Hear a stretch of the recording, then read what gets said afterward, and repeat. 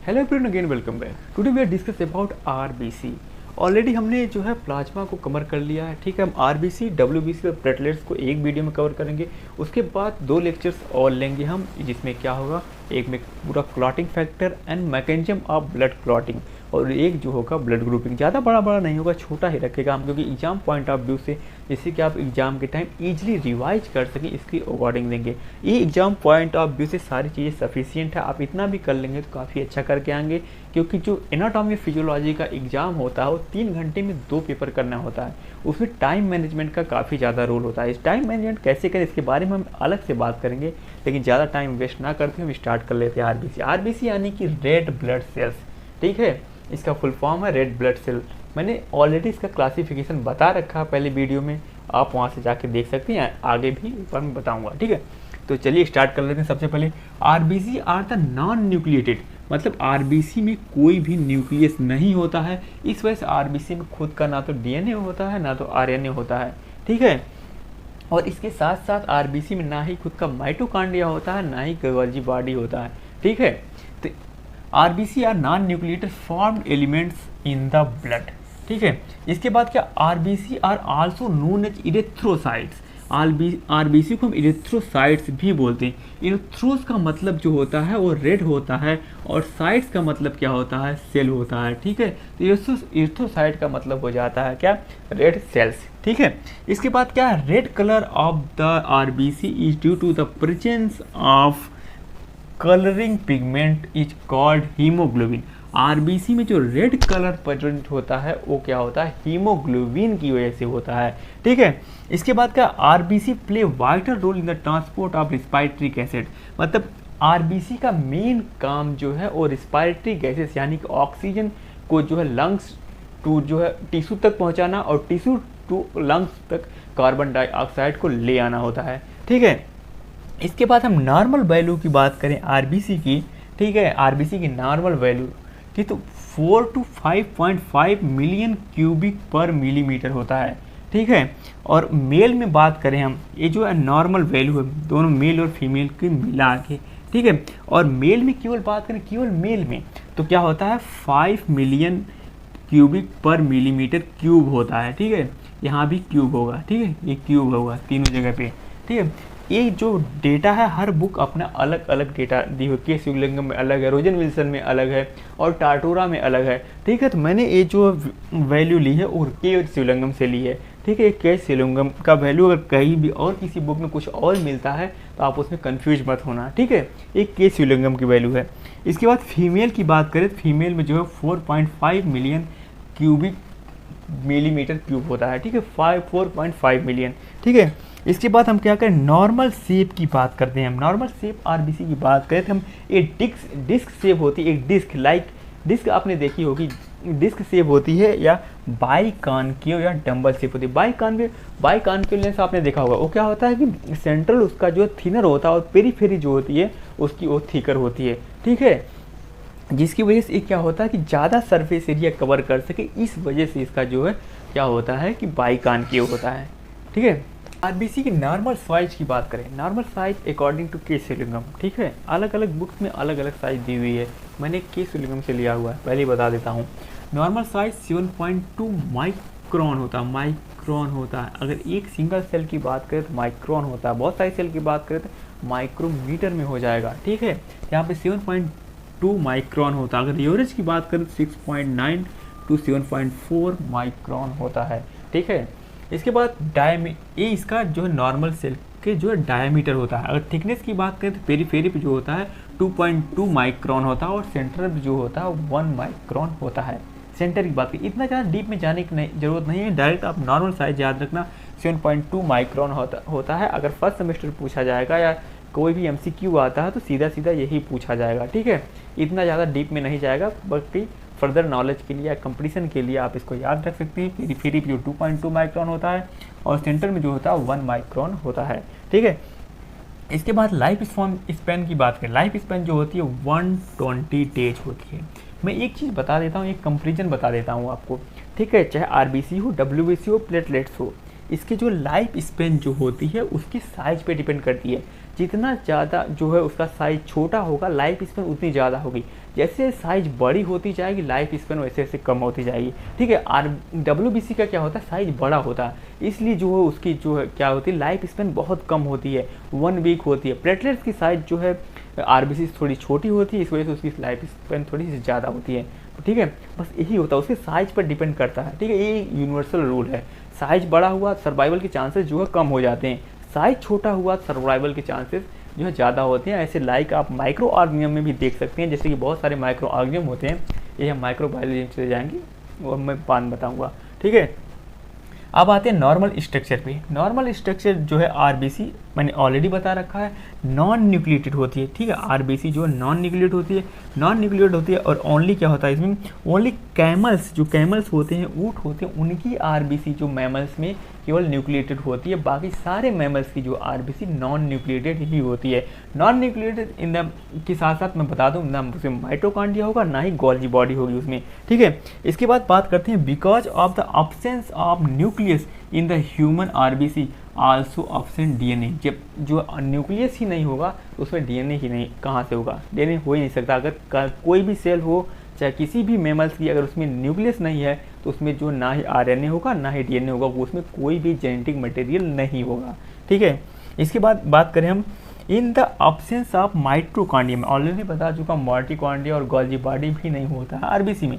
Energy is produce from the glycolytic process. Glycolysis anaerobic process के through जो होता है एनर्जी फॉर्मेशन होती है RBC में। ग्लाइकोलिसिस एनएरोबिकली जो होती है उसमें क्या होता है, 2 ATP का फॉर्मेशन होगा। अगर आपने 11th की NCERT प्लांट फिजियोलॉजी अच्छे से पढ़ रखी होगी तो, ठीक है, उसमें ग्लाइकोलिसिस के बारे में बताया, एरोबिक और एनएरोबिक। यहाँ पे जो क्या होगा, फॉर्मेशन जो होता है एनएरोबिकली होता है, तो इसमें क्या होगा, एनर्जी 2 ATP रिलीज होती है। इसके बाद हम देखेंगे RBC की इरेथ्रोपोइसिस, मतलब RBC का फॉर्मेशन कैसे होता है, ठीक है, और कहाँ पे होता है, ठीक है। हम बात करें इरेथ्रोपोइसिस की। इरेथ्रोपोइसिस फॉर्मेशन ऑफ RBC जो है क्या लिखा है, RBC are the form in the red bone marrow in adult. Adult में जो है RBC रेड बोन मैरो में ही फॉर्मेशन होता है RBC कहें या WBC, प्लेटलेट, तीनों चीज़ें रेड बोन मैरो से ही इनका फॉर्मेशन होता है। बट क्या होता है, चीज़ें जो है अलग अलग हार्मोन्स इसके लिए रिस्पॉन्सिबल होते हैं, ठीक है। यहाँ पे कौन सा हार्मोन है इसके लिए पूरे स्टेप बाय स्टेप बताऊंगा मैं, RBC का फॉर्मेशन कैसे होता है। लेकिन RBC जो है एकदम पूरा बर्थ से जैसे ही, मतलब फीटस में एक सबसे पहले आपको पता होगा क्लॉट का फॉर्मेशन होता है। क्लॉट में कैसे RBC का फॉर्मेशन होता है, कहाँ से होता है, इसके बारे में भी मैं बताऊंगा, ठीक है। ये थोड़ी सी डीप चीज़ें हैं, बट अगर आप लिखेंगे इसके बारे में तो अच्छा रहेगा, मतलब आपके लिए जानना जो है बहुत ज़रूरी है, ठीक है। तो सबसे पहले हम बात करेंगे, अगर हम बात करें ये 3 वीक का जब होता है फीटस की बात करें यहाँ पे, जब 3 वीक का होता है तो RBC का फॉर्मेशन यॉर्क सैक में होता है, ठीक है। RBC का फॉर्मेशन 3 वीक का होता है तो यॉर्क सैक में होता है। इसके बाद जब 3 मंथ की हो जाती है फीटस 3 मंथ का होता है, तब RBC का फॉर्मेशन जो है लीवर में होता है और स्प्लीन में होता है, ठीक है। 3 मंथ का जब फीटस है, उसके बाद जब हम 5 मंथ का होता है फीटस, ठीक है, 5 मंथ का फीटस होता है, तब क्या होता है, स्टार्ट हो जाता है रेड बोन मैरो में फीटस। आपको पता होगा कि जब फीटस 5 मंथ का हो जाता है तो पूरी जो बॉडी ऑलमोस्ट कंप्लीट फॉर्मेशन हो जाता है एक बॉडी का, ठीक है, 5 मंथ में, ठीक है। इसके बाद क्या होगा, 5 मंथ के बाद अप टू डेथ तक क्या होता है, रेड बोन मैरो में ही RBC का फॉर्मेशन होता है, ठीक है। इसके बाद हम बात करेंगे हेमेटोपोइसिस, मतलब जो है RBC का फॉर्मेशन कैसे होता है, इसकी स्टेप के बारे में बात करेंगे, ठीक है। अगर हेमेटोपोइसिस की बात करें, formation of RBC, WBC and platelets, तीनों चीज़ों का फॉर्मेशन जो है हेमेटोपोइसिस के थ्रू होता है, रेड बोन मैरो में होता है, ठीक है। तो यहाँ पे सबसे पहले क्या होता है मैं बताता हूँ आपको, हेमेटोपोइटिक स्टेम सेल होती है, ठीक है, हेमेटोपोइटिक स्टेम सेल होती है सबसे पहले। इसके बाद फर्दर डिवाइड होती है, क्या होता है, लिम्फॉइड स्टेम सेल में, और क्या होता है, माइलॉइड स्टेम सेल में। लिम्फॉइड स्टेम सेल जो है वो फॉर्मेशन करती है लिम्फोसाइट्स का, ठीक है, इसके लिए अलग हार्मोन रिस्पॉन्सिबल होता है। और माइलॉइड स्टेम सेल जो होती है वो फॉर्मेशन करती है WBC, RBC और प्लेटलेट्स का। प्लेटलेट्स के लिए कौन सा हार्मोन जो रिस्पॉन्सिबल होता है, प्लेटलेट्स नहीं, आरबीसी के लिए, सॉरी, माइलॉइड स्टेम सेल जो है उस में जो आरबीसी के लिए रिस्पॉन्सिबल होता है वो होता है इरेथ्रोपोइटिन हार्मोन। इरेथ्रोपोइटिन जो हार्मोन होता है वो निकलता है किडनी से, किडनी यानी कि एड्रिनल ग्लैंड से निकलता है इरेथ्रोपोइटिन हार्मोन, ठीक है, जो रिस्पॉन्सिबल होता है आरबीसी के फॉर्मेशन में। ऐसा नहीं होता है कि मैंने आपको पहले बता दिया कि आरबीसी में न्यूक्लियस नहीं होता, नॉन न्यूक्लियट होता, ऐसा नहीं होता, स्टार्टिंग से न्यूक्लियस होता है, बट क्या होता है जैसे जैसे वो अपने स्टेज में आगे बढ़ता है वैसे वैसे न्यूक्लियस डिसअपीयर हो जाता है, ठीक है। सबसे पहली जो स्टेज है यहाँ पे प्रो इरेथ्रोब्लास्ट, ठीक है, इसमें क्या होता है न्यूक्लियस सबसे लार्ज होता है, ठीक है, यहाँ पे न्यूक्लियस दिखाई दे रहा होगा, मैंने ब्लैक कलर से कलर किया होगा, ठीक है। प्रो इरेथ्रोब्लास्ट होता है, फर्स्ट स्टेज है, ठीक है। फर्स्ट स्टेज में क्या होगा, लार्ज न्यूक्लियस होता है और लूज क्रोमेटिन होता है, ठीक है। क्रोमेटिन जो होता है वो लूज होता है, स्टार्टिंग में इसमें mRNA होता है, मैसेंजर आरएनए होता है, इसमें स्टार्टिंग से होता है, ठीक है, बाद में धीरे धीरे डिसअपीयर होता है इसमें। इसके बाद क्या होता है, सेकंड स्टेप जो आती है उसकी आती है वैसोफिलिक स्टेज या इरेथ्रोब्लास्ट अर्ली स्टेज, ठीक है, इरेथ्रोब्लास्ट अर्ली स्टेज। इसमें क्या होता है कि न्यूक्लियस से धीरे धीरे क्रोमेटिन जो है वो बाहर आना स्टार्ट हो जाता है, ठीक है, न्यूक्लियर मेम्ब्रेन से बाहर आके साइटोप्लाज्म में आना स्टार्ट हो जाता है, ठीक है। यहाँ पे मैं ब्लैक कलर से ऑलरेडी कलर करके रखा होगा, आपने देख रहे होंगे, ठीक है। जब इसको स्टेन करते हैं ब्लू डाई से स्टेन करते हैं तब हमको दिखाई देता है mRNA राइबोसोम, ठीक है, ये दिखाई देता है, इसके पेरिफेरी यानी साइटोप्लाज्म में आना स्टार्ट हो जाता है, ठीक है। ये क्या हो गया आपका वैसोफिलिक इरेथ्रोब्लास्ट या अर्ली स्टेज हो गई, ठीक है। ये सेकंड स्टेज है, इसमें क्या हो रहा है न्यूक्लियस जो है बाहर आ रहा है धीरे धीरे, ठीक है।